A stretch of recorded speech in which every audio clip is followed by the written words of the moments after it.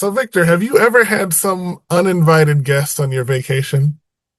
Oh, absolutely. Sometimes you never know when people to leave. You just want to get them on out of there. But sometimes I'm the exact same way too. Because if I need help, I need help. I need help right now. I don't care if you're on vacation. I don't give a rat's just be behind if it's your birthday. You never know. Because hey, I need my time all the time. But I don't know. The sharpest facial hair in the world. What do you think? Personally, I am more like Bob in this situation. I am more a person who can be very annoying at times and off-putting, but at other times very charming.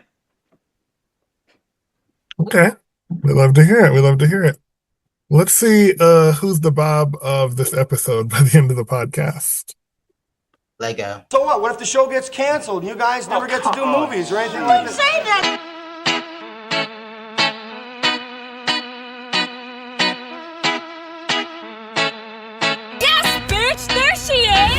They should let children out of school to see this movie. They should show it in school. Boy, that escalated quickly. I disagree. I am Iron Man. There's gonna be consequences and repercussions. You're gonna have to rock a thong with this. Oh, no, I don't wear thongs. I have a very fussy taint. Oh, behave.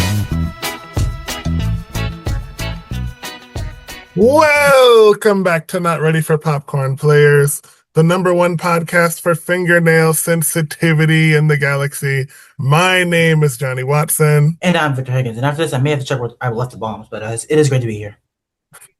It is great to be here. And we have a guest today, Max the Mental Health Warrior Blaska. We've probably seen him on the Saturday Night Network, a few other places. Max, how would you describe your relationship with Saturday Night Live?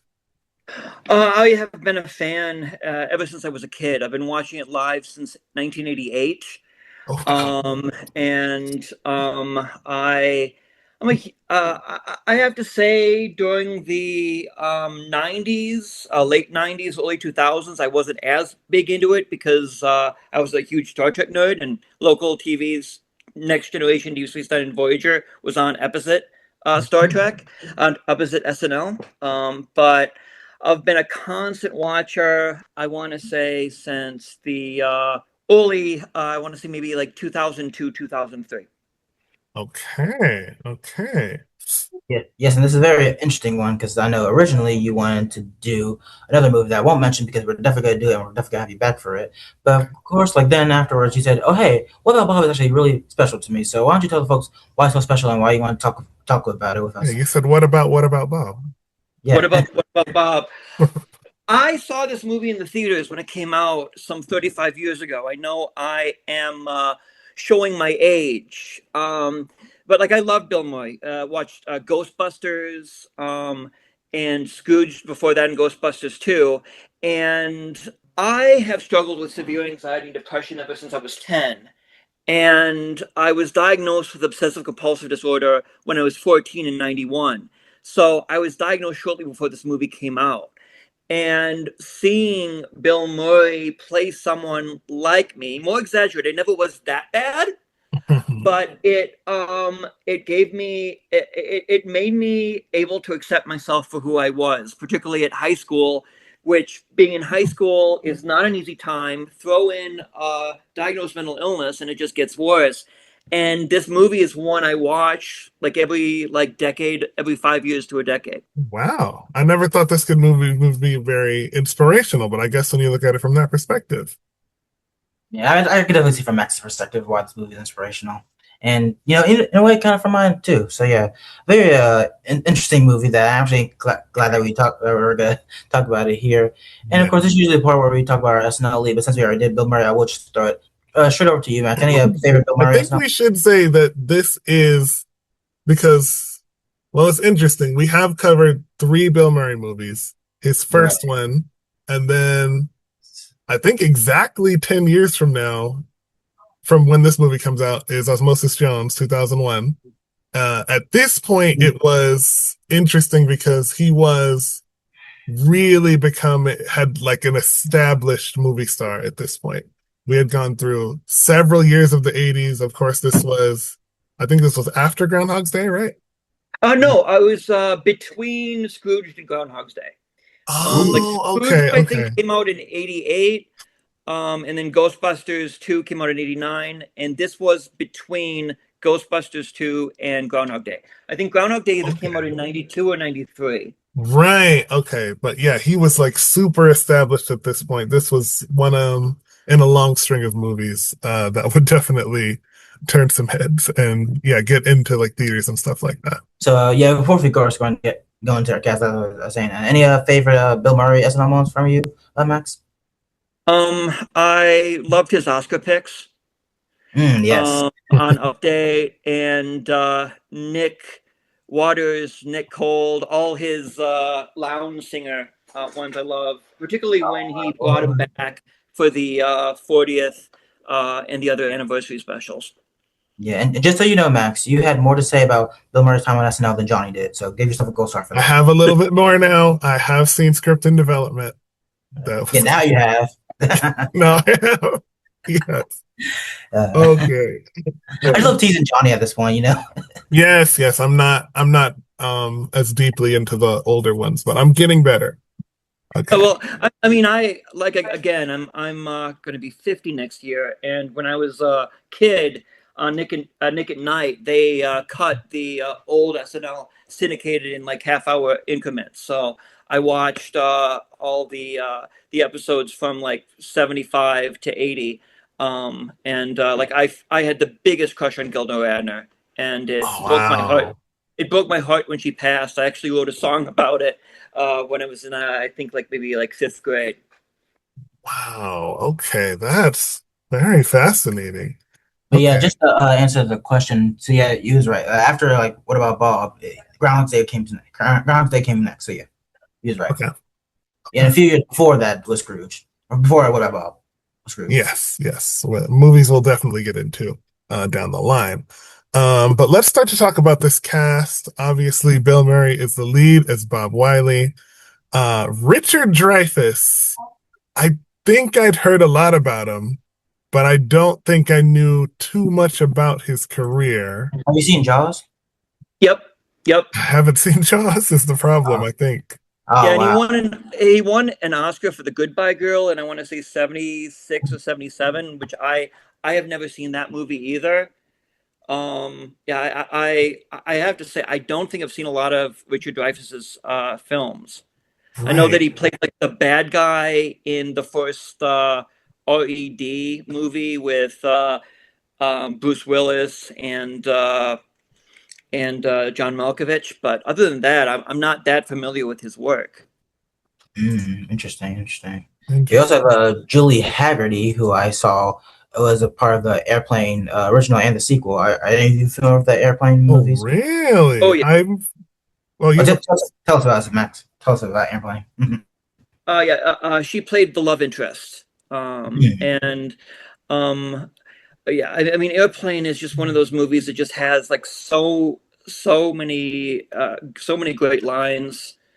And she has kind of the girl next door type of appearance, and yeah, she's another woman I had the crush. Although I had a bigger crush on the actress who played the daughter, Catherine Irby, who later went on to star in Law and Order: Criminal Intent. Mm-hmm. As well as Oz. Oh, man, it looks like she had a lot of it. 144 episodes. Yeah. In a way, I kind of saw a little bit of Julia Roberts and some other actress I forgot. Like in her, she kind of like a Julia Roberts, and the other actress I'm forgetting, like kind of formed into one, which, aka to say, she's gorgeous. Oh yeah, man, she was in The Gifted. I missed The Gifted. Yeah. Also, Airplane, starring season 6 host Robert Hayes. So look at that. Mm-hmm. Okay. Yeah. Also, have Charlie Corsmo. I'm terrible at names. Forget me. Charlie Corsmo. Yeah, I see it. Only a handful of movies he did. Wow. It is interesting that because this doesn't always happen, that the children are still acting, because sometimes they kind of fade away, the child actors of these kind of movies. Right. Also, I should mention, now for the first time, we've done a Bill Murray starred movie where he's the only SNL cast member in it. So look at that. It is, yeah. We haven't had too many. It's this one, I think Stranger Than Fiction, And I Yep. think that might be the only two we've done that only has one. I want to say, oh no, because Brain Candy had, even though it was cut, Jenny Garofalo was in it, so count as two. For, unless we also want to do a half point for the writer, because Bruce McCullough is also a writer, so like 2.5. Wait, Chris, who was which one? Bruce, the one that played the rock star. Bruce McCullough? In this movie? No, for Brain Candy. Oh, right. Brian Candy. Okay. Brain Candy. Yeah, okay. The thing about movies which fascinate me is the what if. Like, I was doing some research in this movie before this podcast, and Woody Allen was originally going to be Leo Marvin. Oh. And he was going to direct and star as Leo Marvin, but he didn't want to direct something that he didn't write, so he pulled out. But Bob Newhart might have been Leo Marvin. Just all the different. Oh, I could easily see that. Oh, Bob yeah. Newhart fits into this movie very well. Yeah, yeah. It reminds me of. It reminds me of that.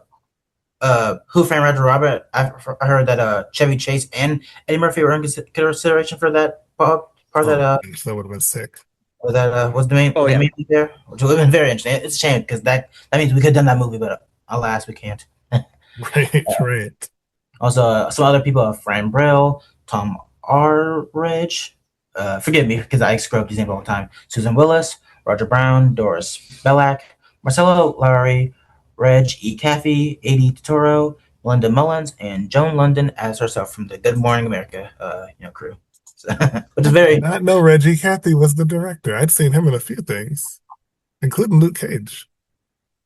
No, not the director. Frank Oz is the director. No. He played the director from Good Morning America. Yes. All right. As you can see, I took a lot of pills. Something that Mr. Leo needed after dealing with Bob. Right. Yeah. So yeah. So you ready to get into it? Oh sure. I think so. So in New York, neurotic and multiphobic Bob Wiley spends his life in a near constant state of distress. Dr. Leo Marvin, played by Richard Dreyfuss, an egotistical psychiatrist in New York, is going to appear on Good Morning America telecast, in which he plans to brag about Baby Steps, his book about emotional disorder treatment for mental patients and their phobias. The interview is scheduled in a week when Leo is supposed to be at Lake Winnipesaukee for his annual family vacation at his summer house. Meanwhile, Bob Wiley, played by Bill Murray, is a recluse who is so afraid to leave his own apartment that he has to talk himself out the door. What did you think of this entrance, Max? I've been there. Like I said, not as bad as Bob, but I thought it really showed the anxiety and the trials of trying to go out. The thing is, if I was him, I would have left New York City and moved to a smaller town years ago. I couldn't imagine living in New York City with all the noise and the dirt and just all the things that can trigger an anxiety disorder. It's like, I think New York City would be the worst city to live in for that. I mean, I've been in New York a couple times to visit. I would not want to live there. Yeah, and it's like very crowded too, which is always strange. Well, not strange, like. What were we gonna say? It was very crowded, Yeah, the one time I went to New York last year, and there was just a lot going on everywhere. Quite a lot going on in the train as well, and there were some areas where like the sidewalk was clear, and everything. And then one thing, I'm not sure they would have touched on this movie. It's a lot of people to begin with in New York, but then when you add in all the vendors on the street, then you've really got a crazy mix of things going on. Oh yeah. From what I've seen. Yeah, I was last there last November for a film festival, and yeah, I mean, particularly Times Square or the big neighborhoods, it is just so overwhelming. And I've grown up in Madison, Wisconsin, which is a medium-sized college town, and I love it. but even I sometimes have to push myself to leave out in my apartment and do things. Right. All those Badger fans around. Oh yeah. Okay. And I really like just the beginning of this of him saying like I am great, I am good, I am wonderful. That was very relatable, especially for me. And I just like it's like very nice to see like the start of Leo being calm and all happy until it's like a very weird like domino effect that eventually happens that we'll get into. But like yeah, like very great, but also like very sad. Especially when I watch this movie for a second time, it's like oh man, he was so happy. Yeah. I really liked the interesting way to use the text when it was like kind of over each other. I will say this is something you don't see often, and kind of getting on the point where Max said it's very rare germaphobe representation. Like you can probably count on one hand the amount of times that this type of person has been portrayed in something like that. So that's probably something for that community. Um, I will say I don't know if we're at this part yet in the synopsis, but I gotta say, you can tell without him saying anything that the first therapist that Bob has is definitely quitting because of him. It's like, oh yeah. It's a very good class in showing, not telling. You know what I mean? Yeah. I'm sick of this BS right now. I'm so sick of it. It's nope. And then when he hung up the phone, he looked like he was about to celebrate too. Yes, and just and basically putting off Bob to Leo Marvin, and it's like you're agreed. Like I'm done. I'm passing the curse of Bob Wiley to you. Yeah, it's like he handed him Pandora's box. I just like the whole interaction between like when the two of them are meeting too, because I think that's so fun. Especially like I think he gives him a handshake and he has like handkerchief on him, which I thought was very funny. And like, I think he's like guessing the names of his like family members, and he gets them all wrong. I loved that. That was very fun for me. I think they could have done another few minutes of that game and just got more and more ridiculous. Petunia, Samantha, Diamond, and Riley. This is Jeffrey, right? No. Billy, no. I'll give you one last name. Your son's name is definitely Susan, and your daughter's name is definitely Pat. Yes. Patrick, yes. What a beautiful looking Patrick we have here. Yes, totally. Anyways, exasperated by Bob's high maintenance needs, his therapist closes his practice and refers Bob to the egotistical and controlling Dr. Leo Marvin. The therapist flatters Leo and says that there should be a Nobel Prize for him if he can solve for Bob. Marvin believes in his new therapy book, Baby Steps, will make him super famous. Bob doesn't wait for Leo to call him and set up his appointment, instead at Leo's office. Leo gifts Bob with a copy of Baby Steps and makes an appointment to see him in a month following the Marvin family vacation. Victor, what did you think of this first meeting between Bob and Dr. Marvin? It's just like, so great because I just love how again he's like, oh hey, I have to be on vacation. What? You have to be on vacation? And again, we suddenly start to see like the first instance, because I believe like after that he's just like, oh god, what am I gonna do? And I think you see like a bunch of people like on like street just like dancing around, and he's like so nervous. And I believe like after this he like gets on a bus, and I like how like after he gets off the bus people are cheering like because he probably was like chatting up all day long, and they just like finally he's gone. It's a miracle. So that's a little bit later, but yeah. Okay, yeah. Mm-hmm. I just love to get Richard Dreyfuss's. I can't do the impression of it, but his laugh when he's talking about to his agent, whoever, about admitting America, and you hear that laugh several times throughout the movie, and it gets more and more unhinged toward the end. That laugh is almost a maniacal cackle, but you first kind of see the slimy kind of. I can't describe it, but you know what I'm talking about. It almost, his laugh is kind of like cringeworthy. Yes, I hadn't even thought about that. That is kind of a through line. It starts off kind of as an egotistical, I'm such a great therapist laugh. And as we get on and on, it goes into I'm losing my mind here kind of laugh. You know what I mean? Yes. It comes in different forms, but it is kind of the same thing all throughout. Like Good very catch evil there. laugh. Yeah. I liked him listing all of the symptoms when he was first meeting him, getting down to like very specific things, fingernail sensitivity, night sweats, all the moves. And then I thought this was kind of funny. I don't know if everyone else did. When he got divorced over, what was it he said? He said some people like Neil Like Diamond Neil and some people Diamond, some don't. people don't. And she did. And Yeah, then and it's really, yeah. But I think the through line of this is, which is what the previous therapist was trying to bank on, is that Dr. Marvin sees this as like a challenge to conquer. Like it's like when you get a pro athlete and they're like, nobody has climbed all the way to the top of this mountain. To Dr. Marvin, Bill is the top of this mountain. You know what I mean? Definitely, I like how like the way he exits after like what Leo tells him. He's like sounding like confident, and I think like keeps repeating himself when he like leaves, which I thought was very nice as well. Bill Murray and Richard Dreyfuss, even though they hated each other by the end of this film, personally, they have such great chemistry opposite each other. I didn't know that.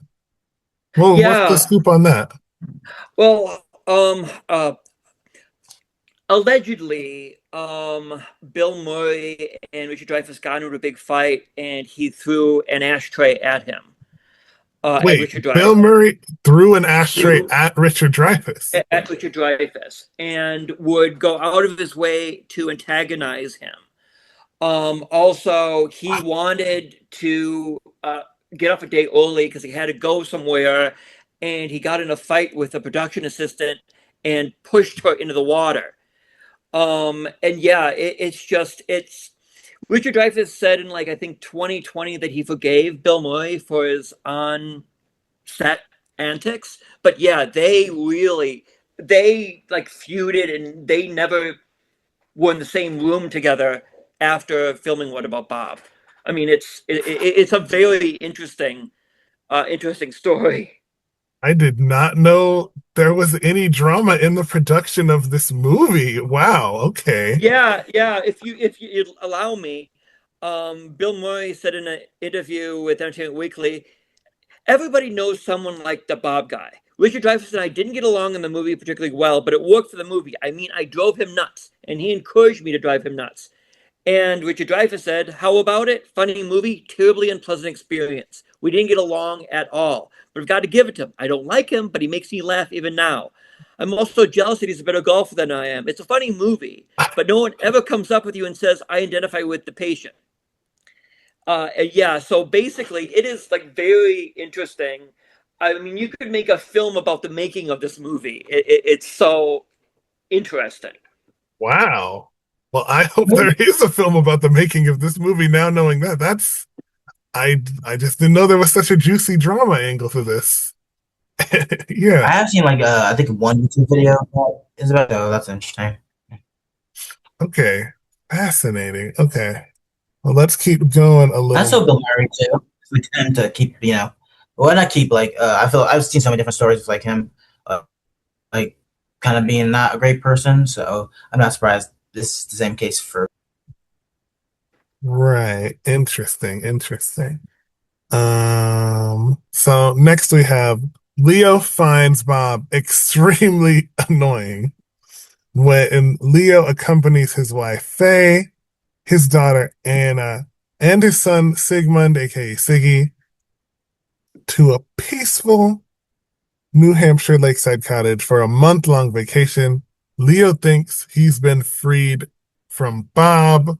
Any thoughts on this tiny ounce of time when the Marvins are away from Bob before the chaos ensues? Well, I mean, Leo Marvin doesn't know the hurricane of Bob Wiley that's about to come. I mean, he's blissfully ignorant of this. And I mean, it's they seem like a nice family, but there is, even in that scene, there's some tension between the kids and Leo, and you kind of see that they're not as happy as a family as he might make them out to be. Right. Yeah. I definitely was seeing there's I would say it this way. I think there's definitely room for someone like Bob to come in and fill some of the gaps that someone like Dr. Marvin cannot fill. You notice it a little tiny bit at first, and then by like the middle of the movie, he's out dadding him, he's out husbanding him. It's like he's a way more fun everything, and he just can't stand it because not only does he not like that this patient is interrupting his stuff, but he's kind of exposing his vulnerabilities. What did you think about that? Oh yeah. Yeah, especially like he's trying to be like the again, like you said, the fun sort of guy, and like he's like trying to teach Sigmund how to like dive and other stuff, and Bob's doing it so much more fun, and like it's like really pissing him off. And I just love how like he's like again trying to remain calm, but like, now it gets to a point where he's just like blah. And I really thought that was great. Yes, as did I. So Leo expects to mesmerize his family with his prowess as a brilliant husband and remarkable father who knows all there is to know about instructing his wife and raising his kids. But Bob isn't going to let Leo enjoy his quiet summer by the lake by cleverly tricking the telephone operator at the doctor's exchange. Bob discovers the whereabouts of Leo and his family. Unable to cope without regular reassurance, Bob repeatedly calls Leo's exchange in failed attempts to deduce where he is staying. What did you think about the methods, the lengths that he would go to try and get it with them? The thing is, which really fascinates me, this whole thing, if written by a different writer, this could be a horror film. Yes. Like a psychiatrist infiltrating, because in the 90s, you had Single White Female, you had Poison Ivy, you had all these Hand That Rocks the Cradle, and this could be like that. And it is really dark, particularly when he fakes his suicide to get the address of his psychiatrist. And just the trauma to put on poor Betty, who is just like a phone receptionist, that the guy you talked to killed himself. That for a lot of people, you could lose complete sympathy for Bob Wiley as a character right there. But he does the scene kind of so charming, you still kind of love him and root for him. Right. Yes. It's like he's not the villain yet, but he soon may be, but we'll see. Yeah. There's so much going on here. Like you said, definitely crossed the line to have talked about committing suicide. He also what is he? He pays a woman to be his sister on the phone. Yes. There's a lot going on in this thing. I also noticed I think he's holding two phones. They're like a separate thing to the phone. When he calls, it's like, I don't even know what that is. Yeah, he is watching Brady Bunch at one point. Yeah. Oh my gosh. There's just so much going on here. It was a lot to put on this receptionist. One thing I noticed is interesting. He said he's saying all the wrong locations of where he's at, I guess, to kind of guess where he's at. Yes. At one point he says, when you get back from Martha's Vineyard. One of the funniest lines to me, which if you understand the context of it, it's even funnier. He says, when you get back from Fire Island, which, if you know enough stuff, because I looked up, I'm a Lost Culture fan. Bowen and Matt talk about this all the time. Fire Island is like a sort of a gay hangout orgy island. Oh, I did not know that. And Wow. also, there's a movie we may get to do about it that Bowen co-led in 2020. I don't know if he co-led it or he was like third on the thing, but yeah, to think of two straight boys even knowing what Fire Island is and to use it in this context was I wonder. I wonder if that changed. I wonder if maybe like it became that in like the late '90s because I was I don't know. watching Law and Order last night and they mentioned Fire Island as well. It's supposed to have a summer home on Fire Oh, Island. wow. Really? So I'm wondering if maybe '91 it wasn't, but then somehow like in the '90s it became one. Hey, do your own research, folks. But knowing what I know it as now, I thought it was absolutely hysterical hilarious that two straight guys would let alone know what that is, but also talk about it as a place to take your family on vacation is it's wow. It's jarring when you put that all together like that. And for that movie you were talking about, are you talking about the Billy Eichner movie, Bros? No, that's a different movie. I'm Oh, okay, talking okay. about the Joel Kim Booster. I know Joel Kim Booster definitely led it. I Okay. don't know if we could say Bowen co-led it or if he was part of the ensemble. We'll have to figure that out in the future. Yeah, and Well, yeah. I just Googled Fire Island, and it's been a safe haven for the gay community since 1930. So yeah, so 1930. So yeah, so this has like clearly been Wow. have a very specific reputation, which is why yeah, it's so funny for him to bring it up in this context to me. Yeah, that's very fascinating. And real quick, do we have past the scene where like he's like talking with Bob and like he claps the lights, or around the scene right now? No, we're not anywhere near. Okay, gotcha. Oh, yes, we are. Yes, we are. Okay, yeah.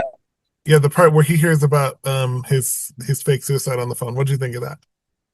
Yeah, I thought that was a very interesting, and I really want to talk about like how like after that, because I think I like how he's like, it better not be who I think it is, and he's like, okay, I don't care. Like, and I haven't seen like a clap light in a while. I don't think I've ever seen like any one of like my parents or my grand mom or anything like that have it. Have that? Have you ever had that, Max? Or do you still have that maybe? have what? The clapper that Leo had. Oh, Yeah. no. I've never had a clapper. Have you had that, Johnny, or know anyone that had it? No, I don't think so. I would be seeing those like, oh, not to say always, like I used to saw those a lot during like commercials when I was like really little, and I was like, kind of fascinated. Like, man, I really wish I had one of those one day. Yes, yes. A couple of other moments I wanted to get at this point in the movie. As we already discussed, it's already bad enough that he's putting all this talking on the phone trauma through to Betty and the rest of the receptionists.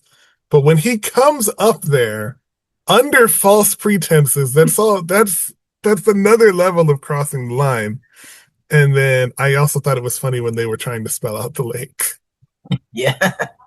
And also speaking of like Who Framed Roger Rabbit, I felt like he had a very Who Framed Roger Rabbit like look when he came into the area there. He did a little bit, yeah. Okay. Anyways, unable to cope without regular reassurance, Bob repeatedly calls Leo's telephone and exchanging failed attempts to deduce where he is staying. Bob then, which is where we get the Martha's Vineyard, Fire Island stuff. Bob then visits the exchange while posing as a detective investigating Bob's suicide. Then learns that the Marvins are at Lake Winnipesaukee. Yeah, what you say Yep. Lake Winnipesaukee. Yes, Lake Winnipesaukee in New Hampshire. It's kind of a running joke with my therapists. Whenever they go on vacation, I ask, "Are they going to Lake Winnipesaukee?" And they always laugh at that. Oh wow, pretty receptive on them to understand that reference. Yeah. Oh yeah. Great therapist there. Yes. Yep. Not that I would ever do what Bob did. Yeah. But, yeah. Right.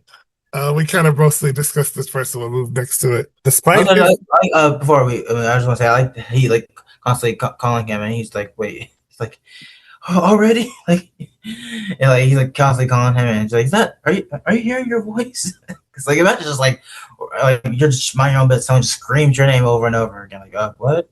Like, Hi. Yeah, that's true. That's true. Despite his phobia about traveling alone, Bob somehow manages to talk himself onto a bus, and he arrives in New Hampshire. Leo's vacation comes to a screeching halt the moment he sees Bob.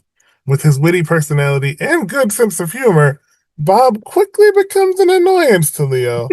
Leo agrees to call Bob at a local coffee shop if he then returns home. We'll get to that part right after this, but what did you think of this first few vacation interactions before they get to the diner, Max? Well, I mean, I love that everyone clapped when he got off the bus. Yes, yes. Yeah, and I mean, we've all been on a bus with the annoying person or plane, and Yes. Yes. when you finally get they finally get off, you're like, oh, finally. Right. But just the other day, I was on the bus and like someone was like constantly singing, and they were clearly on crack. So Yeah. I've been on some buses in Atlanta where there's some interesting conspiracy theories being yelled out. No shade to all the single moms in the world, but y'all be struggling on the bus. On especially if they have the like bus in Atlanta, my God. especially if they have like a baby with them. Oh yeah, not even just a baby. Like if it's any child between like 3 to maybe 16, 7. good God. Oh no, I've seen it happen with teenagers too. It's Okay. just talking back at their mom and like, I swear to God, I will smack you up in this bus if you don't. But that's a 7-hour, 22-minute bus ride. That too, yes. I mean, I actually bused it to New York from Madison, Wisconsin, which I'm never going to do again. Oh But, Lord. ooh, I can't imagine, particularly someone with as many phobias as Bob. And that just shows if you have a goal and you have a single set mind, you can overcome any fears to accomplish that goal. True. Because And, like and a lot of money too. Like, that's what I'm thinking. Like a lot of money. Like I wonder how much money that cost. Well, the thing is, the bus, as I've learned, is cheaper than the train and sometimes planes if you do it right. So I wonder how many buses he might took have too. saved, yeah. I don't know what it was in 1991. You'd have to adjust for inflation and everything, but Some better than now. Yeah, it's definitely different now. But yeah, there was one thing he said. What was it he said to the guy? He said to the guy across from him, "Hey, would you knock me out?" Yeah. How many knock me out, please? Yeah. Oh my goodness. And then obviously the cheering, and then I thought this was interesting. He gets off the bus. He does not walk in any direction. He's just yelling out Dr. Marvin's name right there at the bus stop until he gets his attention. I mean, I know it was written into the movie, but had this been realistic and he's not right at that part of town, he might have been yelling for hours and hours.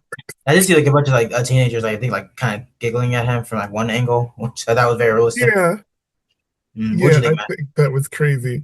And then one more thing that I thought was weird about this moment, when he, in reference to his fake suicide, he said, "I fibbed a little bit."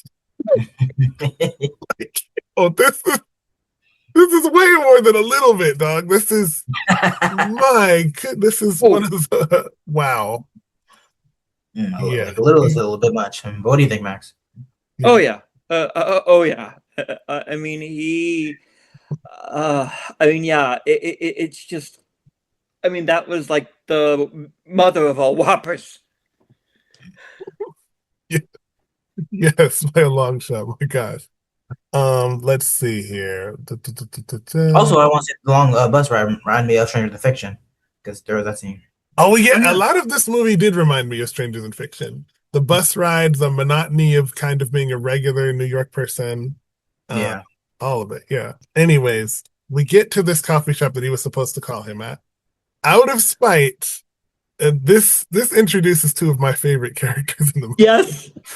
Out of spite, the shop owners, the Gutmans, who appear to be some sort of an immigrant family, maybe, whom Leo outbid for their dream lake house, take Bob directly to Leo Bob is introduced to Leo's wife, Faye, their teenage daughter, Anna, and their son, Siggy, who are charmed by his eccentric personality, much to the uptight Leo's chagrin. Eager to get rid of Bob, Leo tells him to return to the city and take a vacation for his problems. Having never been on vacation, Bob takes their advice a little too literally, remaining in Lake Winnipesaukee. Max, what did you think of this part? And you definitely seemed pretty excited about the Gutmans. Oh yeah, Yeah. son of a bitch. She never says that. I laugh every time she says that. Yes. And I mean, they're a nice couple, but the anger they have, and I understand it. I mean, basically, you have like a rich person coming in and buying their dream house. Yeah. And I love the way they interact with Bob. And the thing at first they're kind of like, oh God, who is this guy here? And well, that's okay. He doesn't want to talk, he doesn't want to see me. And then all of a sudden you see like the light in their eyes saying, we can fuck with. Oh, I'm sorry. I don't know if you can say the F word. We can screw with Leo Marvin here. And yeah, they are my favorite supporting characters in this film. Yes. Yeah. They provided a very interesting element of this. It's like they're not the antagonists, sort of, but they're using Bob as a tool of various forms of revenge. And I thought it was so funny to have a couple of, and I thought this would be a one-off thing. Like I thought they would tell him where he was, and then that was it. We'd never see them again. No, they're constantly rooting on for Bill's goals to succeed and the downfall of Dr. Marvin. Bill, what about Bob? Bob, right? Yes, Bob. I didn't get it in there. Yeah. What did you think about this part, Victor? I thought it was great because I didn't even think I was even wondering like why this is like, especially this old lady like hate Leo's guts so much, but then Max explained it. Okay, it makes sense now. And I just like how also I believe he's like announcing like, oh hey guys, like I need to get somewhere, and they gladly take him. And also like the fish, we gotta mention the fish, you know. Like Gil. Gil, he really cares about Gil, and I thought that was like really nice. And I felt like they kind of forgot about Gil because like there's this scene as well as another scene, and he's like barely ever mentioned in the entire second half of the movie. So that was maybe this weird. Movie should be called "What About Gil?" Yeah, exactly. Yeah, but yeah, some fun stuff in this. Yeah. There's a lot of interesting parts in this. I will say I gotta call out one inconsistency because at this point in the movie, he's not like cured. Yeah. When he tries to hug Dr. Marvin, but he still clearly has his germophobia, I'm like, wait a minute. That seemed a little too early for that, but I guess you could pass it off as it because he's excited. Right. And then we get to this fish. This is saying a lot about this. You said you like that he cares about Gil. I'm not sure quite which direction. I kind of feel for Gil because how many times has he taken this fish with him to other places? It constantly has to get used to new environments. I don't know. Do you think good for the fish or bad for the fish, Max? Good for Bob, bad for the fish. Bad for the fish. That's kind of what I was thinking. Yeah. Yeah. Yeah. It's I guess in love with him that like he's his best friend and he wants to take him everywhere. Like, oh hey Gil, we gotta go to Winnipesaukee. So come on. So I think that's kind of how I look at it. Although it makes me, we're not yet there, but it makes me wonder toward the end of the movie if Gil survived the end of the movie. Oh, the mystery. We never see Gil. What happened? Yeah. You're right. Yeah. We don't know. I don't think Gil was at the wedding. I don't know if there would have been a scene. Yeah, we'll get to that later. Yeah. One more. I don't know if we're here or not. I think we must be here. This son, when he's teaching him how to dive, this son is wow. This son is goth kid on vacation. You know what I mean? He says, what was it he said? He was trying to teach him how to dive, and he's like, I can't believe we're learning how to dive with all this pain and misery going on in the world. Yeah. It's Like, what's the point? good God. This kid's, what is he, like 8? I'm Right. like, I think he's supposed to be like 12. Like I think Yeah. okay, he's 12, but that's still very young to be thinking about the world like that. This kid is very edgy Oh yeah. to me. Yeah, I mean, I wrote when I was doing the notes while I was watching it last night. It says, as a tween and teen, I was a lot like a cross between Sigmund and Bob. I mean, very sensitive, aware of all the darkness in the world and stuff like that. And so it's kind of like Sigmund, kind of my depression. Bob kind of symbolized my anxiety and relationship with my father, because tweens usually have, particularly with mental illness, have a rough relationship with their father. And I read somewhere the worst jobs for a father to have, or to have a father who is either a pastor or a therapist. And I had a best friend whose father was a psych therapist and did a lot of like that type of, treated my friend kind of the way that Leo Marvin treated his son. And it can screw a kid up. And would you say Siggy is woke? Either of you? I would say he's a sensitive. He's an empath. Yeah. Yeah. If he had brought up more specific subjects, then I think we could start getting into that territory. But I think he's just sensitive to everything, kind of. Because like, there's a war going on. You're worried about me diving? Let me get out of here. Yeah. If he had brought up, this was 91, so I think the Gulf War might have been going on or just had started or something, then I would have been like, okay, no, this kid's in a different place than everyone else in this family. What's a Nickelodeon? What are you doing, man? What's a Nickelodeon? What are you... Yeah, he's something else. I didn't expect that. Anyways, we get into Bob sort of trying to leave, fearing that he'll lose his family to Bob. Leo frantically tries to find a way to make Bob go back to New York, and it's not as easy as Leo hoped. Bob unintentionally bonds with Leo's family. He faces his fear of sailing after Anna ties him to a boat mast, inadvertently giving Siggy the confidence to dive into the lake, which Leo had failed to instill for years, and overcomes his germophobia. What did you think of this little sequence of events, Victor? I thought it was great, and I feel like this was the first part where I felt it was kind of like a live action Looney Tune, where it's like, and now the adventures of Bob and Leo, like Shrek 1, trying to get him out. I can see this easily being like a cartoon, and I feel like it really reminded me of Looney Tunes. And I thought it was great because he's like so confident every single time he's out, and like somehow Bob manages to bring his way back, which I thought was very funny. And also I just I think like one time when he's coming back, he just has his hand on the door like, hey, I'm back, like, which I thought was very funny. Yeah. Okay, one thing I noticed when he was trying to go home and Anna picked him up, I immediately clocked this as, this happens with a lot of teenagers. I looked at this, and I want to know what you guys thought. I looked at this as her trying to be rebellious against her father by going, like, he hates Bob, but she picked up Bob clearly as like a rebellious action against her dad. Do you guys feel the same? I don't know. I mean, maybe subconsciously. Okay. I mean, I didn't really get that, but it could have been. Me either, but yeah. Yeah, okay. Yeah. It just with Anna, and I mean, it's a funny scene, but it's cringeworthy. The scene with the puppets.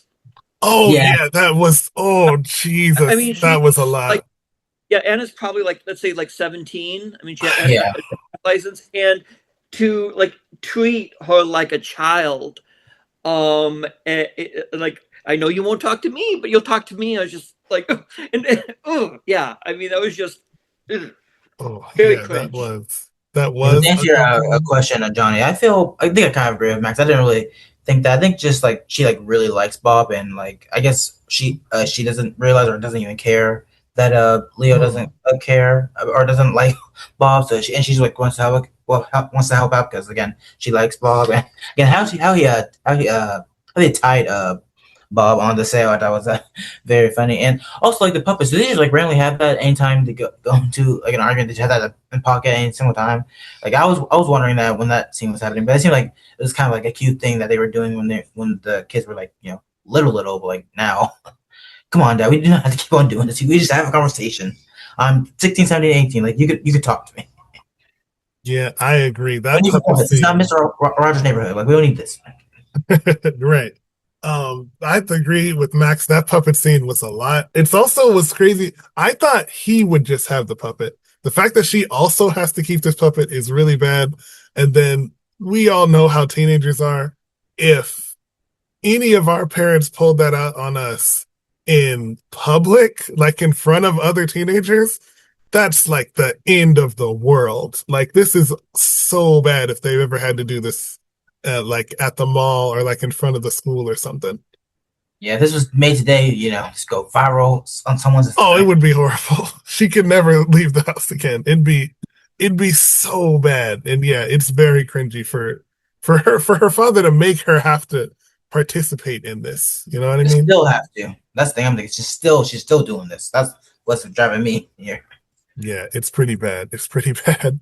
And also like what you said, tying him to the mast of the boat. Not the last time he gets tied up in this movie. No. You don't see that often, someone have to get tied up multiple times in a movie, and yet here we are. Yeah, very fascinating. I did want to think something was interesting when he was teaching Leo to dive. The mom doesn't seem the right amount of concerned. Obviously, more vigilantly watching is Dr. Marvin. But yeah, this is your son, and this is like, I mean, they kind of know Bob, but they don't know him like too well. It's like there's definitely a drowning risk here, and I could see why the urgency was applied to the situation. Yeah, and also we should mention that we completely forgot about it. I love the Bob's "Don't Hassle Me, I'm Local" shirt. I really dig that. Yeah, he was wearing that for a long time. I think for the entire movie, up till for the entire movie, he never took it off. Yes. Okay, yeah, let's get to the next scene. After Leo runs out there and shoves Bob into the lake, Faye forces him to apologize and invites Bob for dinner, oblivious to Leo's hostility. Bob accepts, as he believes the events are a part of Leo's radical therapy techniques. A thunderstorm forces Bob to spend the night, but Leo demands that he leaves the following morning before Good Morning America arrives to interview him about baby steps. What did you think of this little set of things? I thought there was a lot going on, but what did you think, Max? I love the relationship between Bob and Sigmund. I mean, particularly he helped calm Ziggy's fears about death and stuff like that, and the running line going back to the office with Leo talking about afraid of Tourette syndrome, and just the like silly Tourette like slams that Sigmund and Bob give to each other, and just shouting out. I love that scene. It's so sweet and so heartfelt and just weird that it's the insult, but there's something really warm about that scene. Right. Yeah, I feel like if this was like a show, this would be like the well-known thing about it. I'll go, oh wow, I love. What about Bob? Remember that like time, like earlier, all the moments between Siggy and Bob. I also like all like jumping on the bed, they just scream like different like, curse words at each other. Like I forget exactly what. No, one of them were turkey tits. Other ones, I think like barf nuts or something like that. So that was very funny. Yeah, that was very funny. I think I have a lot about this one. This was pretty wild. First of all, I was surprised that it took Dr. Marvin this long to be like a little violent with Bob. He's a therapist, so he probably has used to patience. Right. It's true. But yeah, he shoves him into the lake pretty hard. Especially knowing that someone's a germaphobe and shoving them into a lake is like, wow, you may as well have like shot them in the face. But yeah, and then the big scrubbing scene, because of course he's going to be all over that in the shower. And then I'm seeing that this family is so nice. And then this is an underrated scene to me. To me, arguably the best acting by both of them. When he's giving him the Heimlich maneuver because he choked on, what was that, like bread or a marshmallow or something?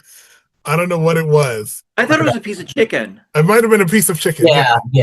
But yeah, they are going such precisely good physical acting and comedy by these two. And he's falling up. He looks like limp almost, and the way he's jumping on top of him on the couch to get the stuff out of his throat. This is impeccable peak performances by Bill Murray and Richard Dreyfuss. If you haven't seen it, go see it. This was way up there. Obviously not the biggest part of the movie, but good Lord, were they going all in. I mean, hey, we now know Bill and Richard had some beef here. Did you think that might have been Bill's trying to kill Richard during the scene? Oh, what did you think of that? Knowing that they kind of hated each other while filming this movie, that does add a new kind of way to look at that scene. Yeah, I haven't thought of that. Wow. Maybe. You're right. He might have been adding some things that weren't written. Like he was like, you're just supposed to get the thing out of his throat. And he's like, oh, to mess with Richard Dreyfuss, I'm going to do a lot more than that. You're right. Wow. Also the dinner scene, I just love his constant like he's like, I feel like at this point he's kind of being a little bit of an asshole, so he's just yeah. Like, and like enjoying all the food. Yeah. Oh gosh. Yeah. That was annoying. Yes. There's at one point I think he says, "Oh, I don't get rid of the tomatoes. I like tomatoes count." I'm like, I'm not a tomato guy. And he's like, and he had like, such an evil look on his eyes throughout the. Leo has such an evil look about this entire thing. I thought that was really great. Yes, I agree. It did seem like they were pretty. I noticed it was interesting. It's very trusting of them to let them, I guess, sleep. To let Bob sleep in the same room as one of their kids. But then I thought, I'm like, oh no, they don't know him too well. But then I thought, well, it's definitely better that he sleeps in the room with the son than the daughter. Obviously, no one would. Yeah. So yeah, it's interesting with that part. And then at this point, it seems like everybody likes Bob. And like I was saying before, he's low-key being a better man than him, a better time to be around as a husband and as a father. And it's like, it's starting to like show like in obvious ways now. Yeah, and in fact, it goes for when after the puppet thing, where Anna said he's nice, he listens, and he's more fun.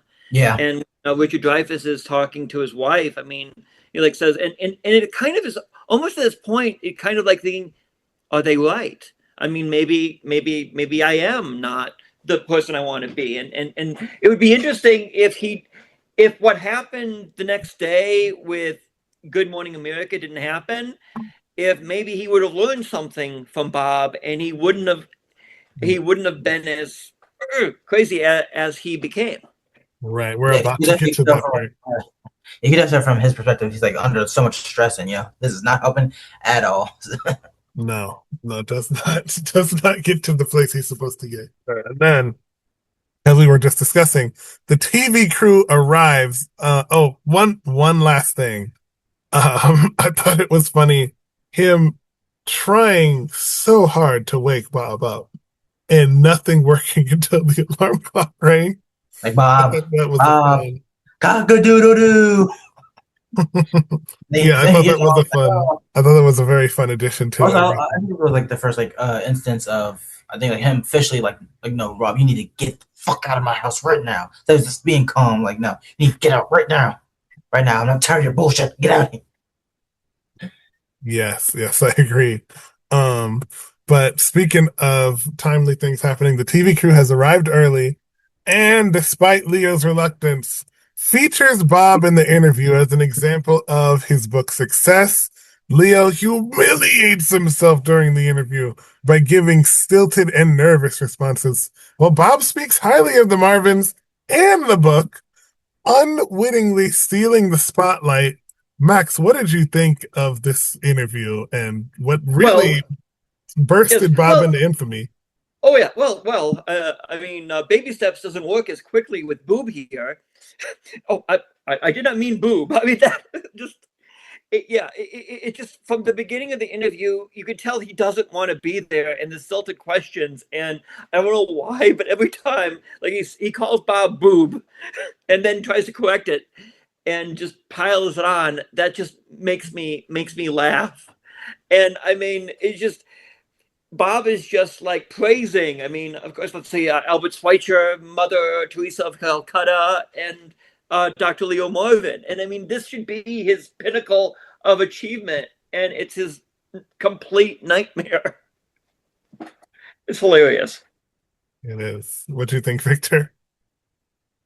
Everything Max said, I just thought was really funny, and I like how like he doesn't want a Bob at first, obviously, but then like they see them like, oh wow, this would be great, and I like how at first they're like, it's like, oh, I've been a patient for 4 days, like that fast, like it's gonna the book's gonna fly off the shelves now after they hear about that, but just like yeah, like not a whole lot to say because again Max put it perfectly for me. Also, just like how after it ends, they're all clapping, and again Leo's like now fully crazy. And also, would you say? I guess you could say this for the entire movie. Would you say they kind of like switch bodies? What do you mean? Kind of like, I guess like Bob is kind of like he starts off as mental, but now like Leo eventually will go mental, and like peace, and like Bob is kind of like peace as well. Maybe not fully, but like to his own degree. Right, you're saying they switch roles. Yeah, role. Yeah, not Bob. As Bob is getting kind of more mentally stable, Leo is getting more mentally unstable. Mm-hmm. Right. Yep. Yeah, that's what I'm saying. Yeah. I can see that. I can see where you're going with that. Definitely saw some interesting moves here. I'd never seen the throwback Good Morning America. Me neither. Graphics. I'd never seen that. I didn't know what it used to look. Obviously, you had seen them, Max, because you were growing up at that time. But yes. Now everybody except him, including Good Morning America, likes Bob. I thought, again, getting back to the Gutmans, them rooting him on from their living room, I thought was pretty fun. To see like, you get him, Bob, let's go.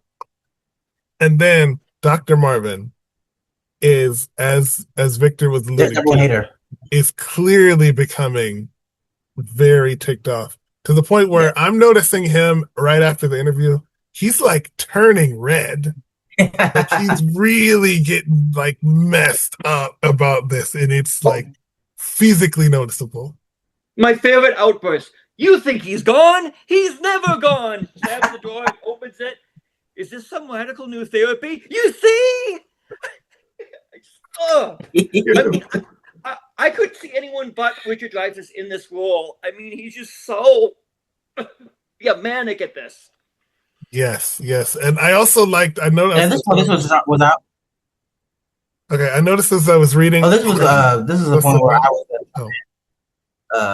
You go. Oh, sorry. This was the point where I was trying to. Well, not trying, but like I was trying to notice. Like I was starting to feel personally bad for Leo because I'm trying to feel his pain. It's like, it's like so into it now. But go ahead, Johnny. Yeah, I thought also getting to what Max just said. One fun through line throughout this is he never is on to him that he's pissed off. He always thinks it is a new radical form of therapy. He continues to believe like, oh, this is just this type of therapy. And well, this must be chapter 6 of Baby Steps. And this must be that. Right. And this is actually just, to the point where, as we'll get into later, even like a life and death situation, he's like, this is obviously just another form of therapy. We're not. It is, man, the level of optimism that Bob must have in any situation has got to be just over the top, like unexplainable. My goodness. Yeah. And then infuriated, Leo attempts to have Bob institutionalized, but he quickly befriends the hospital staff who convinced he's actually sane. Leo then abandons Bob in a remote location, but Bob hitches back a ride to the lake house while various mishaps delay Leo. What did you think of this part right before his birthday and having him institutionalized? What do you think of that one, Victor? I thought it was really great, especially like how like, after he finally gets him, he has a very evil laugh, like Max was alluding to earlier. Like, oh, hey, Bob, you want a cigarette? Oh, wait, you're not there. Until, of course, they get a call and was like, oh, he's like making the nurses and doctors like all laugh. So like, I think like one like a sex joke where it's like, oh, you might know it, Max, like that once joke he was Yeah, making. the Rorschach. Yeah. Or no, actually showing pictures of like a tree, a house, a car, and he kept saying sex. And said, Yeah. "Well, you're obsessed with sex. Well, you're the one drawing all the dirty pictures." Yes, I thought that was funny. Along with the other one where he was like, roses are red, violets are blue, I'm schizophrenic, and so am I. Although that joke always pisses me off. Oh, man. Because dissociative identity is disorder. Schizophrenics don't think they're someone else. They think they're talking to people. They have hallucinations, and they talk to people who aren't there or have auditory hallucinations. So that always, as a psychology major, that one always pisses me off a little bit. For its significant inaccuracy. Yeah, because a lot of people think that's what schizophrenia is when it really isn't. Okay. Right. But yeah, I love the architecture. The institution was a beautiful building. It was actually at Elks Lodge. They filmed this in Virginia, not in New Hampshire, and I love that building. And yeah, I mean, institutions are not a place you want to be. I mean, and part of my story is of mental health recovery. And I struggled with severe depression and suicidal ideation 4 years ago. And I was committed to a place here in Madison that was kind of like one flew over the cuckoo's nest with a big screen TV in the common area. And once you get in, it is hard to get out. And I actually had to get a lawyer to help me get out of this place. And that's why I kind of recommend, if you are in medical crisis, to go to the emergency room, because some of these for-profit mental health places are not that good. Right. But I do like it that I mean it just, you could see Marvin like saying he's got you duped, and the other psychiatrist said you shouldn't have let him sleep in your jammies, Leo. And look, you're stressed. You should go on vacation. I am on vacation. And so it's kind of like some people say the perfect comedy is a sane person in the midst of chaos. And so I mean, this is like Leo. It's like his whole world is crashing around him, and the chaos makes him lose his cool, lose his composure. Oh wow! Didn't you know that? That's very nice, Max. I'm glad you told us that. But also, one other thing I want to say is like right before he thinks he found a red ball, I love this like goofy dance he makes before he tries to enter his house. That like really cracked me up. Yeah, I did notice a couple of things. I'll see if we can squeeze them in. Everyone around town now notices Bob and not Dr. Leo. I think that's fascinating. He's become the famous one out of this. And then I will say, not to make Victor feel too left out, I've also had an institution situation happen, but it was only for like a weekend. And yeah, it's complicated, especially when there were people there who were way more in dire straits than me at the time. Oh yeah.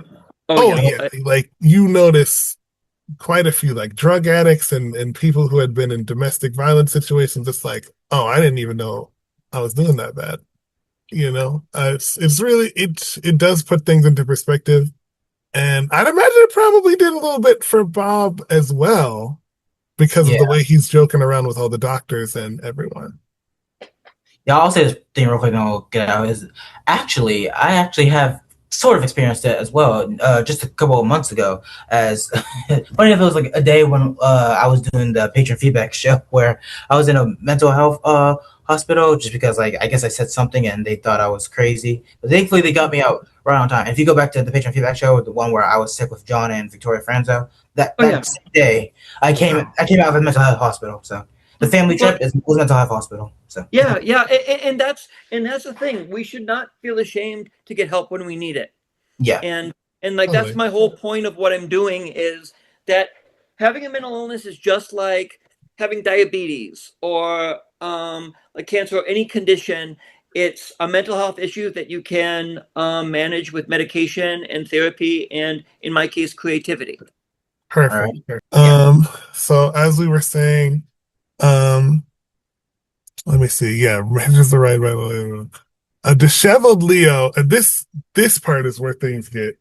Mm-hmm. This is where things get really crazy because nobody knew that apparently, and this is this the day of or the day after the Good Morning America interview? The day. I believe this is that night. This is that night. Apparently, it was his birthday the whole time. A disheveled Leo returns to Nightfall, but is happily surprised by a crowd awaiting him for this birthday, a surprise birthday party, including his sister Lily, that Bob previously got someone to impersonate.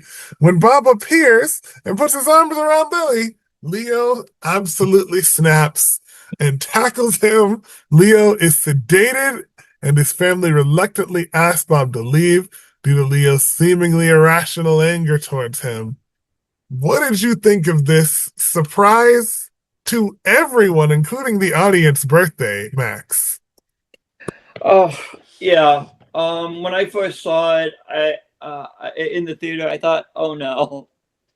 And the thing is, I mean, he's covered in mud, and he's like looking like, "Oh, it's kind of easy. Oh, this night might actually end well," and everything, even the music. I love the score of this film, by the way. It's very quirky. It's Elfman-esque, but not Danny Elfman.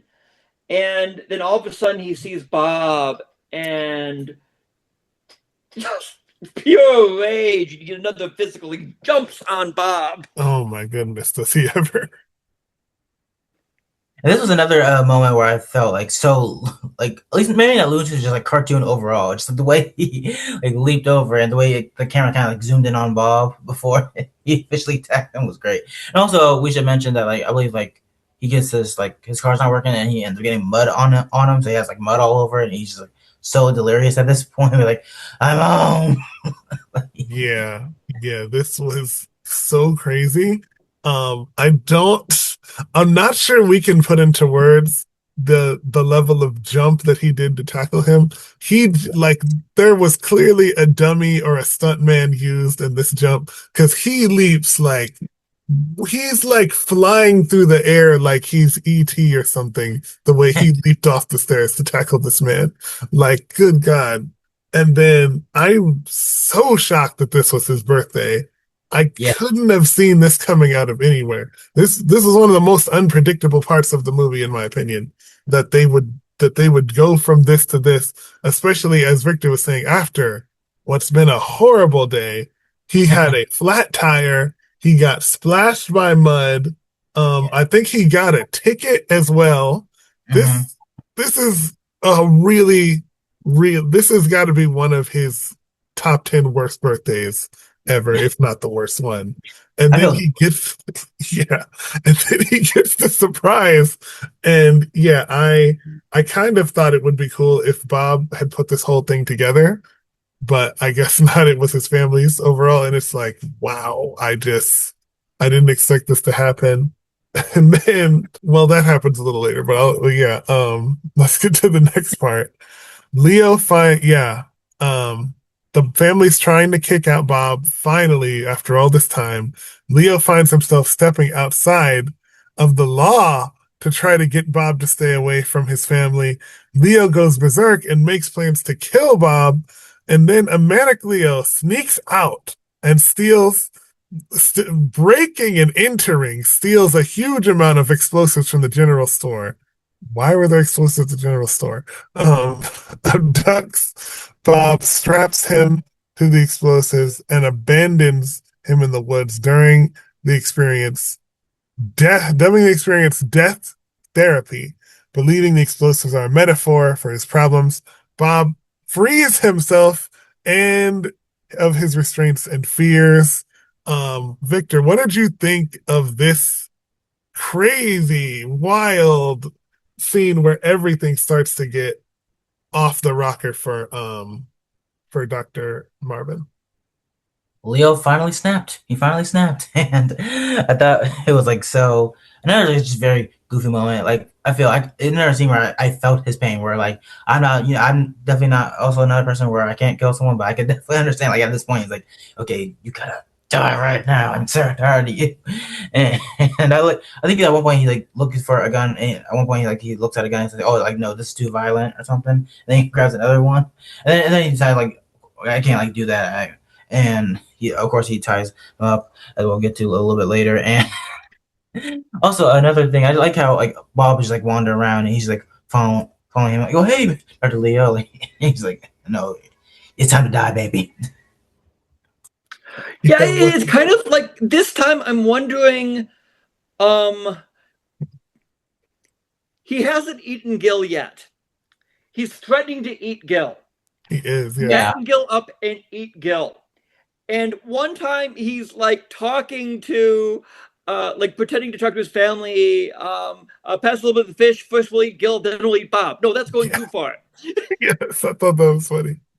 And it just, even at that point when he has all the black powder and dynamite, he's still thinking it's therapy. Yeah, This is what I was saying. Yeah. like Leo is this good of a freaking therapist, man. Like wow. Yeah, this is a level of therapy I'm not okay with. He's like, well, this is probably like a metaphor. Tie me up with a bunch of bombs. That has to mean something. Oh my gosh. One thing I thought was wild was when he was tied up and the bomb is around his neck, he describes this situation. Oh, this is tricky. Like, what dude, you're about to die. I think that was super wild. I think yeah. I don't think he actually believes that Leo would try to kill him. Yeah, that might be part of it. I think he believes that this is all part of therapy. He genuinely thinks that. Yeah, I don't think if he thought that was explosive, I don't think he would have put it in the house. Unless he was trying, yeah. Yeah, we'll get to that part right after. We'll get to that part right after. But yeah, you're right. Sorry. You're right. When you put it that way, it does make more sense. I thought this breaking in scene before that was wild. I don't know. I don't think this was the general store. I think the synopsis might have. I think this was like a pawn shop or something. Yeah, a place that sells a lot of guns and knives, and I don't even know how you would get your hands on explosive powder, but I guess if you get the right stuff and concoct the right thing, it's like when you can buy opium seeds, but you can't buy actual opium or heroin. It's like if you get the right things the right way, it is legally sold, and you can do that. So I think that's how he acquired the black powder. And I thought it was kind of funny that they were in these bright pink bags. I don't know why that was necessary. I guess maybe these were picnic bags that they brought on the vacation. I don't know.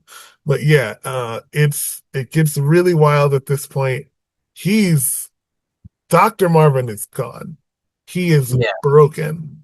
And yeah, by the time like Max mentioned, he even thought about like maybe eating Bob. Yeah, the cannibalism of this, my goodness. Wow. This is wow. He's on a whole nother level. He's trying to Michael O'Donoghue this. That's what he's doing. Yeah. Yeah, this has turned into something else for him. But as we said, Bob somehow gets out of it. Yes. Let's see. Bob uses Leo's book technique to escape and come back to Leo's house to celebrate his birthday. He still thinks Leo is trying to cure him after all of this. He reunites with the Marvins and praises Leo for curing him. Leo worriedly inquires as to the whereabouts of the explosives, of which Bob states he stored under the lake house. No, he just said he placed them in the house.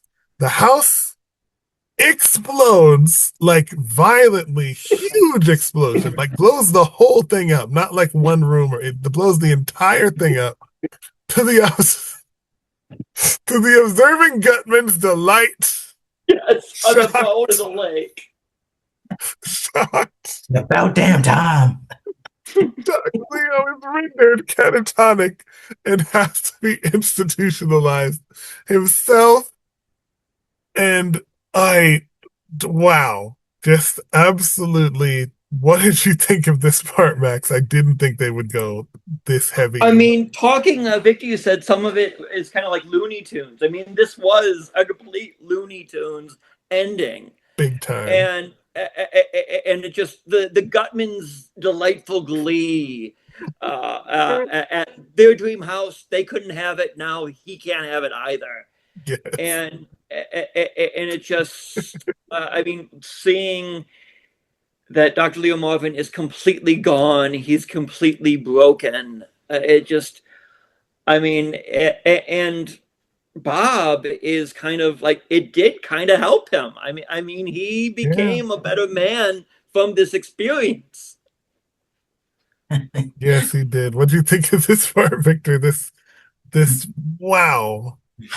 Well, definitely, and I feel like another future movie that we're definitely going to cover, Madagascar. I feel like if this was like live action, the lion and like the old lady like saw the lion's like house blew up, she's like, yes, finally. But we'll definitely get to that movie. Oh, hopefully one day soon. But like, yeah, I just the fact that like he put him in the house. I wonder like where in the house like that it'll explode like that much. And I love the watch going like, honey, the house like it's already gone. What do you expect him to do with that? I feel like it exploded so badly, it doesn't even matter where you put it in the house.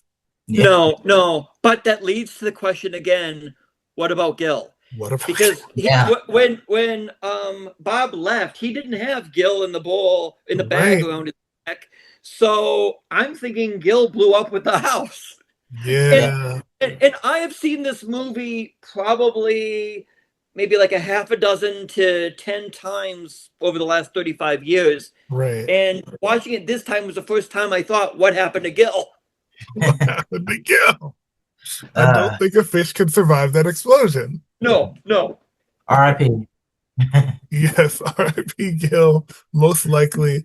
It would be funny if like in an after credit scene they just show him grabbing Gil out of the lake. He's like, I got you before. Or like the montage of like Gil like slowly like floating away to like wherever. Yeah, that would be so crazy and so chaotic. My gosh. Or some sad music too, like. Yes. I will say, as we get to this last part, this ending does not. I'll get to it later, but let me explain. Leo is now paralyzed, as we referenced, catatonic, with anger, and is committed to an asylum, and only comes back at the mental pain and anguish when he sees Bob marrying his sister and they ask if anyone objects. Leo snaps out of his catatonic state and screams no, but the sentiment is lost in the family's excitement at his recovery. A closing text reveals that Bob went back to school and became a psychologist, then wrote a best-selling book titled Death Therapy, for which Leo is suing him for the rights. What did you think of this ending, Max? Because I thought it was serviceable. Maybe a little too happy. I kind of wish they stayed with the original ending. Oh my gosh, what was the original ending? The original ending would have ended in the same asylum that Bob was in earlier, and Leo would be catatonic, and Bob was his therapist, and just like consoling him and say, baby steps, and that would have been the end. My gosh. But test audience hated it, so they filmed test audiences. They filmed this wedding scene instead. Oh my!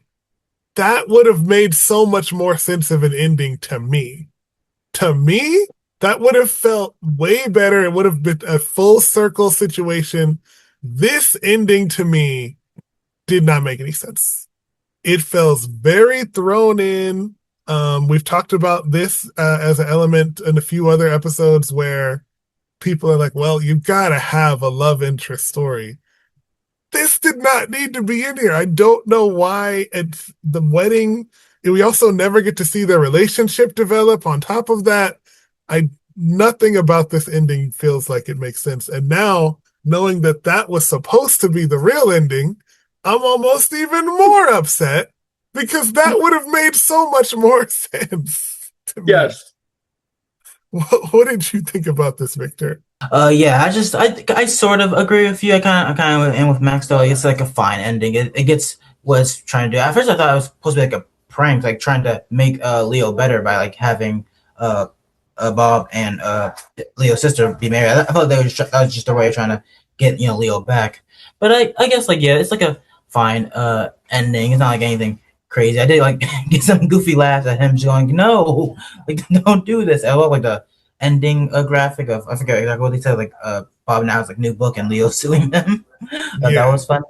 So like yeah, I feel like it's like a fine ending. It's yeah, I definitely prefer the ending that Max told us about, but like yeah, the ending that we got here is I can understand for the context of this movie, even if that ending would have been better. Yeah, that ending kind of bothered me, and I really wish, man, test audiences, you got to watch out for them. It's tricky, as Bob says, with test audiences. But yeah, what a movie, what a film this was. I didn't expect it to be. I wasn't expecting it to be this good. I think I had heard this was a bit of a controversial movie to some people, but no, Yeah. this is just And it is, particularly among the mental health community as well. I was at Anti-Stigma Summit in Salt Lake City a couple of years ago, and they pointed out this film as negative stigma portrayal of mental health. And yeah, and I mean, I and others people, so that it's not. I mean, it's really an accurate portrayal, and he was the hero. He was essentially the hero, yeah. Yeah, but yeah, it is kind of one of those films that I found people either really like or really hate. Was this the first time you've ever seen it, Johnny and Victor? It was for me. Or have you seen it before? It was for me, yeah. Cool. I think I had heard about this movie. I thought it was more like weird, like in a way that would turn people off in a different type of way than like the morality of it all. But no, I had only heard about this movie. I had never seen it. I only ever heard about it because, as I mentioned in our Meatball episode, we were originally going to do this particular movie, and that's only because I recently rewatched Richard Dreyfuss's season 3 SNL episode, and the guy Stooge of One SNL, they actually mentioned that movie because of course Bill Murray was in the cast at that time, and Richard's hosting, and I was curious. I was like, oh hey, since now I have this movie podcast, why don't I try to do it? But we did Meatballs. I'm glad we now are doing this movie. So like yeah, it's a very interesting movie. I had some fun with it, Is it like a movie I'm gonna like remember forever? Maybe not, but like I had fun with it and I appreciate it. Yeah, I think it was definitely a head turner of a movie. As we kind of went over most of, if not all of Bill's filmography. Let me go to Max. Yeah. Any other Bill Murray movies stand out to you? Yeah. I have to say Groundhog Day I loved. I actually was at a film festival in Woodstock, Illinois, where they filmed it. So I went to the bar where he gave the shot to a piece, and there's plaques like where Ned Nickerson and Bill Murray's character met, and the whole town. You can see like the gazebo. It's all made. It's basically like walking through Groundhog Day. Which, if you're a fan of Groundhog Day, I definitely. And if you're near Illinois, I definitely go to Woodstock, Illinois. It's about like 40 minutes out of Chicago. Okay. Have you seen Meatballs? Yes, a long time ago, but yes. Okay, a long time ago. Okay, yeah, that was and Stripes. But yeah, still, I think my favorite of Bill Murray's movies are the period of the 80s and early 90s. Yes. Okay. Fascinating. Yeah, I haven't seen too many of them. Obviously, Groundhog's Day was a big one, but and I know he's not the lead of this movie, but I love both of the Zombieland movies so much, and he was such a fun little addition to that. It might have actually been it might have been the first time I consciously knew that it was Bill Murray. I think must have seen him in something before that, but I think this was the first time I consciously noticed that it was him as an actor when I saw him in Zombieland playing himself. Stripes is definitely another movie I wanted to check out. I know, again, like Groundhog's Day is another big one. There was like one movie I saw. I have a faint memory of it. But it was like a few years ago that he did it with Rashida Jones. I forget the exact name of it. But like I thought it was like very fun, and yeah, I feel like he's. Was that the zombie movie? I don't know. I think so. A cop? Like I know it was like Apple Don't TV Die Plus or something like that. I know Apple TV Plus made it, but like, yeah, he did a whole bunch of movies. Of course, Ghostbusters, which we're definitely going to do, and like also I know a movie I have seen that will be very fun to do one day. The Garfield movie from 2004. Oh wait, was he Garfield in that? He was, I believe, yeah. Which is awesome because he played a role that Lorenzo Music made famous, and Lorenzo Music played his character in Ghostbusters, and I feel like an idiot. I can't remember the name of Bill Murray's character. I want to say Beckman, but I think I'm wrong. Mm. No, Also, he did play Beckman. Yeah. So Lorenzo Music played him in the cartoon. That's a fun little full circle for them. Okay. Also, the dead don't die. That's the zombie movie where he played police chief Cliff Robertson, which is a fun. Adam Driver is also in it, and he hosted SNL. Really? Okay, that's definitely going to be one for the Patreon. Feature 5 time of Adam Driver. By the time if we get to that, and on some other type of like on a Patreon situation, Adam Driver might be a 5-timer by then. Oh yeah, hopefully. Yeah. Also, very likely. Yeah, another one I want to mention, Scrooged, as well. Yeah, you guys have mentioned Scrooge a lot today. I did not know that. I don't think I knew that he was Scrooge. I don't think I noticed it until now. And it's like, yeah, no, that's definitely going to be one of the Christmas episodes for us. Yeah, and written by Mike Donahue. I don't know if he read the finishing script, but he did write one of the.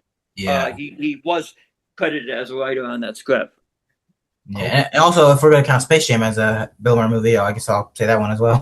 Yeah, that definitely counts as something. Yeah, so my goodness. It's been What About Boob, or sorry, What About Bob? I hope you enjoyed it. And Max, thank you so much for joining us. Thank you. And if I might, you go right ahead. You can catch me on Instagram on Mental Health Warrior Max. And I'm actually putting together a mental health film festival this September from the 13th to the end of the month. You can go at watch.eventive.org/mental health warrior film fest 26. And all the proceeds are going to go to National Alliance of Mental Illness chapters in the states they were purchased. So I'm really nervous about it. Nobody's ever tried to do a nationwide mental health film festival before, but I'm doing it, and thank you for having me on. I'd love to be on again. And if you're going to be doing maybe a series of Christmas movies in December, I might also recommend Spirited with Will Ferrell, where which is another Christmas Carol take with Ryan Reynolds, which is my, I think now favorite Christmas Carol after Muppets Christmas Carol. Oh, definitely, we're definitely have you back. And I always really love that you're. Well, you go first. Oh yeah, I really loved talking with you the first time when we did the Patreon show together. I feel like once we talked there, I gotta get this guy on my podcast, even though I wasn't even aware of my podcast at that point. But that's really great. No, thank you for having me. I had a blast. Yeah, so we're definitely gonna have you back. Hell yeah, for sure. And I love that what you're doing is going towards a good cause.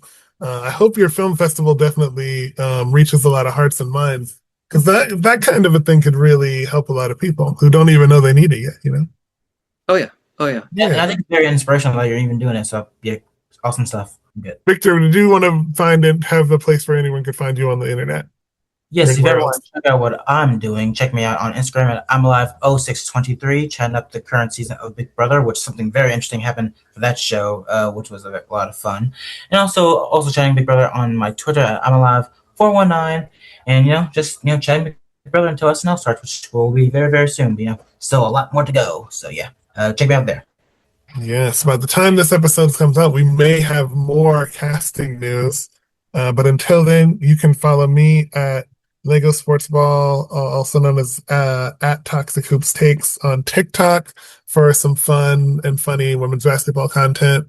He_gentleman on Instagram, as well as Oversimplified Productions on YouTube, where you can also find all the video versions of this podcast of every episode. Obviously, you can find us on Spotify, on Apple Podcast as well, and I think a few others. And in there, and also on the bio of Oversimplified Productions, you can find a link to our Discord. I believe Max is in there. I know me and Victor are always having fun in there. Which by the time this might be over by the time this episode comes out, but I have created a fun little tournament to possibly suss out who could be the person that fills the Black actress gap in SNL right now. So we'll see what happens. But until then, thank you so much for joining us, Max. Great time talking about What About Bob. And don't forget to ask the real question, what about Gil? And until next time, thank you for joining us for another episode of Not Ready for Popcorn Players podcast. Have a great night. They should let children out of school to see this movie. They should show it in school. Boy, that escalated quickly. I disagree. I am Iron Man. There's gonna be consequences and repercussions. You have to rock the phone with this. Oh, no, I don't wear thongs. I have a very fussy taint. Hey,